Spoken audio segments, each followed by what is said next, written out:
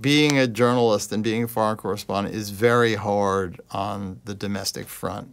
I'm hardly the first journalist to find this out. One of the things about journalism, it is both an attraction and a drawback, is you're not in control of your life. You're at the mercy of events.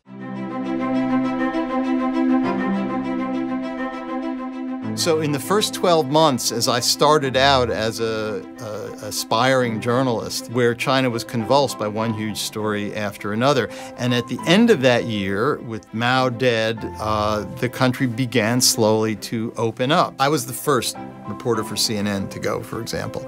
So there was a sense that we were pioneers, that we were breaking new ground, that we were exploring someplace that hadn't been explored before. And suddenly these layers on the surface were being peeled away, and you could sort of see this kind of seething interior of Chinese society, where all of these tensions and conflicts had been festering and were suddenly coming to the surface.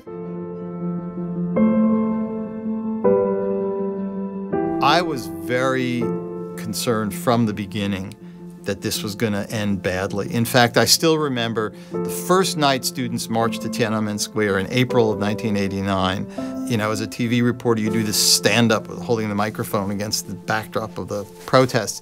And I remember that what I said in the stand-up was, how long is it going to take for the Chinese Communist Party to crush this challenge to its authority? But no one, including me, had any notion that it was going to end in the way in which it did. The way it did, with Chinese army coming into the center of Beijing and physically crushing the protest movement and killing a lot of people. And so it was very shocking as a journalist in the moment, is that you're so focused on doing the job. It's afterwards that it becomes harder emotionally. You come back, you've done the story, the adrenaline wears off, and then you say, wow, I just saw 5 people shot to death 20 meters from where I am. God, what is that going to do to me? Am I going to have nightmares? Decompressing is very challenging. And of course, when you come back,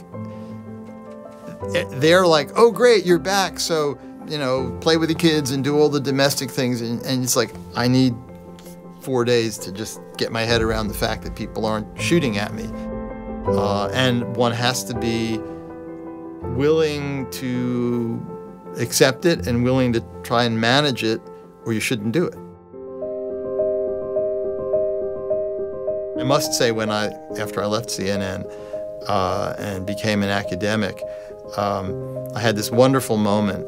So a week after I left CNN, I was sitting in the living room of my new place in LA, and the phone rings, and it's CNN saying, the North Koreans have just tested a missile. You're not a correspondent, but can we interview you? Yes, of course, I'm always happy to help. But I don't work for you now, and I'm watching the ball game with my kid. I'll call you back when I'm ready. Goodbye, and I hung up. And it was an enormously satisfying moment for me, because I thought, okay, I'm in control of my life again, not them.